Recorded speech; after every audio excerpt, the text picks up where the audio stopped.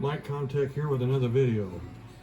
The LEDs on the back wall and the upper LEDs are finished. I have the switch installed, and what you're looking at now is the finished product of what it's going to look like. Now this is in just all-time light on mode.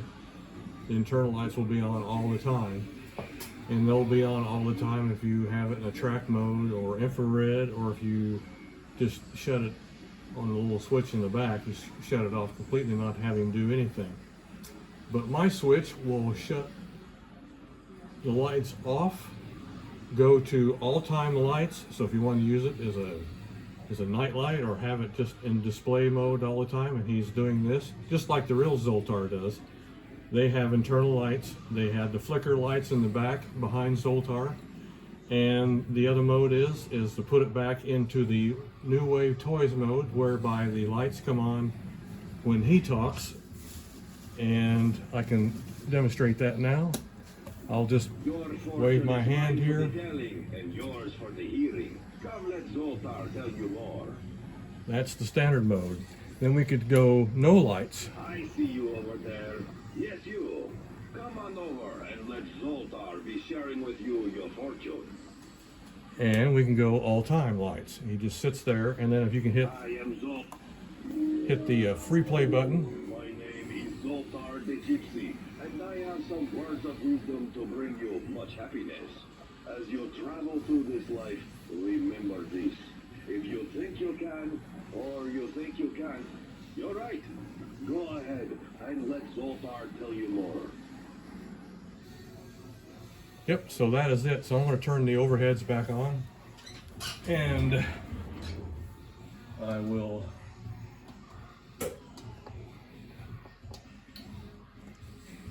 turn those on and turn the big light, turn my work light back on.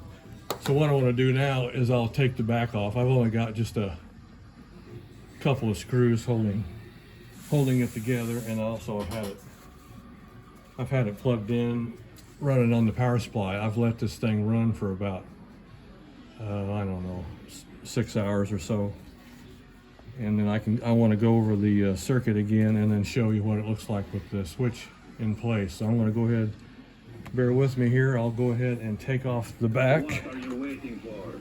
Come on over. Yeah, I know what you're waiting for. You're waiting for me to take your back off again. Okay, now we will do that. So I only had a couple. I'm going to take the power charger off.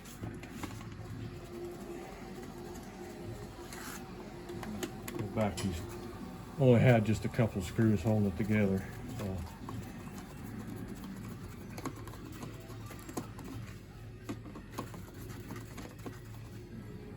Take that back off. Take this one off.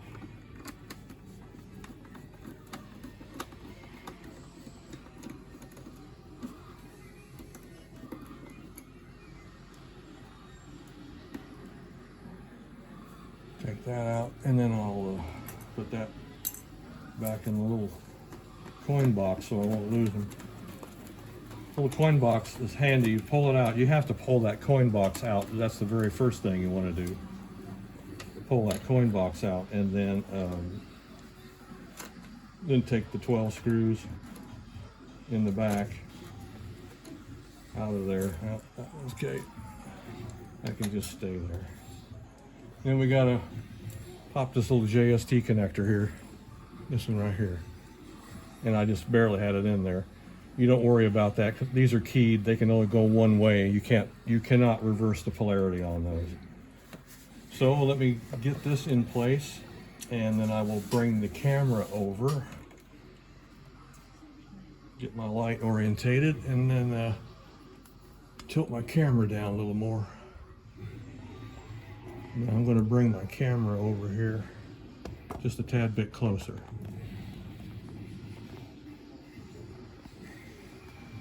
Okay, do that.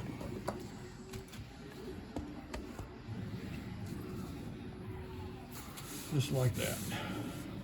Now you can see that I've got actually two switches in there, and the other switch I'm going to let you in on the secret what the other switch is going to do here, and that's going to be another video altogether for that. I don't want to inundate, put them out too fast, because if you get used to you got one mod done and everything, and show you something how to do something else right away. But this is the switch, and I'm going to go ahead and turn it off. And this is the switch that I put in here today, both switches actually, but this one's nothing's been done with this one. And I'll run these through again. These are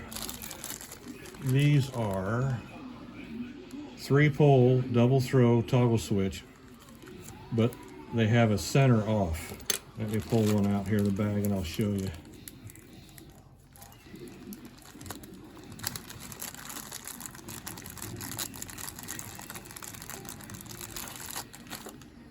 These are center off, so like that would be a down position, center would be off in an up position.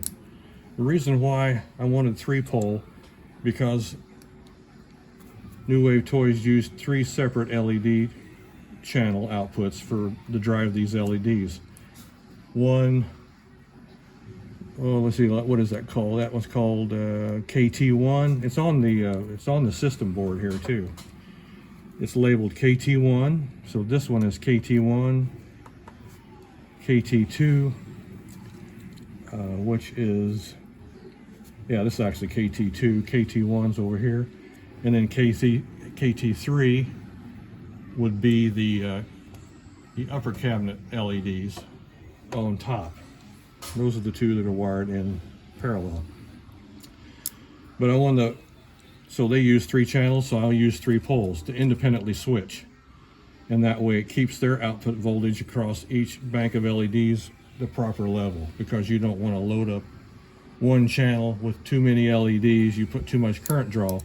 I have no idea what the semiconductor power dissipation is on each one of these channels that drive the LEDs. You don't want to overload that. So, in order to do that, that's why I picked a 3-pole, 1, 2, and 3, double throw, meaning you've got 2 ways to throw it, but the added advantage is the center off. That's the important, center off. And then you'll see why when I do the ticket motor, you'll find out why that center off is important. A lot of people have been talking about, I'd like to have it where it won't dispense tickets at all, just shut it off. One guy was nice enough to show me he put a switch inside of here, the push button, and it was a push on, push off type button, and he put it right here. Light down here a little bit. He drilled the hole right here. That's a very good idea. So what he does, he just pops the side off, he sticks his finger in, pushes the button once, it shuts it off. If he wants to turn it back on, he pushes it again, it's back on. Go a little farther on mine. I could do that. I'm thinking about putting a switch in here just for that, but instead of it being a push on, push off, it's going to be a momentary switch, meaning it's going to be normally open until I go and push it. And the reason why, I'll tell you that, and I'll explain that in a minute, but let's run over the lighting switch here first. This is the, pull this up, I can't get my camera to angle down anymore, but I am shooting this in HD, so you should be able to see it very plainly. This was the 3-pole double throw that I put in here, and then here are my, this is my circuit diagram here on how that worked. So if I put like that, then you can see that circuit diagram while I explain this. There's my 3 dropping resistors that I installed here, and those are for, here, this is the wrong one. It might help if I give you the right one. There we go. That looks a whole lot better. I just gave you a secret on the other one. Well, we'll talk about it. The 3 dropping resistors were because when I go in bypass and run this thing in continuous light mode, the LEDs wouldn't have any protection at that time. I can't use what they have in here because I am bypassing that circuit. So, and I don't want to supply 4 volts to these LEDs, they wouldn't last very long for one. So they wouldn't, it's very hard on them. And besides that, LEDs are more sensitive to current draw than really they are about voltage. But this is what these 3 resistors do. These are current limiting resistors in this particular circuit. Each one of those is 100 ohm. These happen to be half-watt film resistors. And this is the new, if you saw the other videos, this is the new ground connection that I put on the system board here. So we're using that. And there's 2 blacks because we're using, one is going to be the future to control the ticket motor over here. And the ticket motor functionality, what we're going to have there is we're going to be up, actually down for the normal operation, and up for, we're going to actually be able to reverse the tickets. If you get a bunch of tickets hanging out, you don't want to turn them off. Yes, us collectors, I can understand that. And then we're going to have a center position for disable, and that's a real quick run through on that right now. So the same thing with the lights. The lights we have up is continuous lights all the time. So when it's sitting there idle, not doing anything, it's waiting for a coin. It's waiting for you to hit the free play button. It's waiting, if you have the IR turned on, it's waiting for that any motion in the front. Or if you have it in track mode, it just fires up every 5 minutes or so. And with the internal lights, will just stay glowing all the time. So, and then I put the 2 flicker candle LEDs in the rear because the real Zoltar has neon flickering type bulbs in their cabinets. I've seen it many, many times. So I'm kind of going back and replicating that on the real Zoltar cabinet. I'm not faulting New Wave Toys by any means. They have certain parameters they have to work with, and I understand that. So to conserve battery, they wouldn't have those LEDs running all the time. I can see why, because that takes a considerable amount of current if it's running all the time. You know, these are 3.7 volt battery. I think this one's a 2200 milliamp hour. So I mean, you know, there's so much life to it. And then all the LEDs were already wired back to positive anyway, and then I showed you we would come off of this terminal if we're going to power something, and this is where the magic happens. When you turn this off, all this LEDs go off. So even though he's sitting here in all-time run mode right now, like right now it's on, if you can see. Of course, the internal lights are going to be off right now because I have this, I've got the JST connector. I have this unplugged right now, so we won't have the internal light. So yeah, you won't see those in there running. But the back lights here are on. But if it's sitting here waiting, and if it's you even have it, like I said, in track mode, it will fire up, do its thing, and these will continue to stay on, and the 2 on top. It's pretty slick how it worked out, actually. Put the schematic back.